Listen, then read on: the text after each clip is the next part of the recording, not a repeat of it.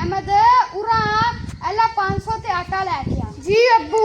A few moments later.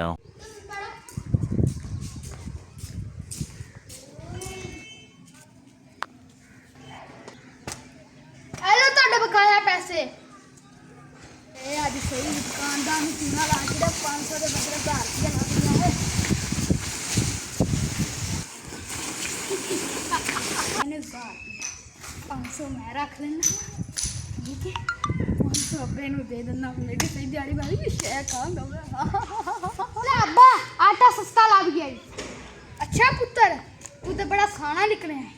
आए हाय आज तो सही मौसम है, थोड़ा या बाहर ही। ओ भाई की हाल है, ठीक है? हाँ यार मैं ठीक है। एक दिन मैं तेरे पुत्र नूं 1000 रुपया दे छड़िया सी 500 के बदले। ओ किथे है मेरा 1000 रुपया?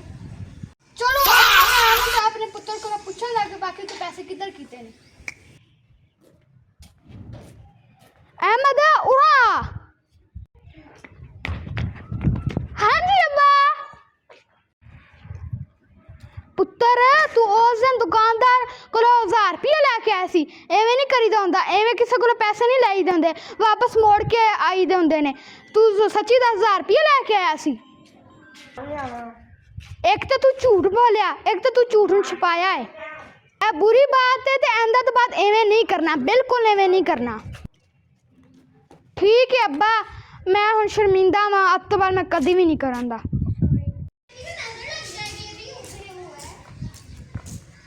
इस वीडियो तो यह सबक मिलता है, हमेशा सच बोलना चाहिए। तुहानूं वीडियो अच्छी लगी हो इस वीडियो को लाइक करना, सबसक्राइब करना, शेयर करना, ठीक है। Bye bye.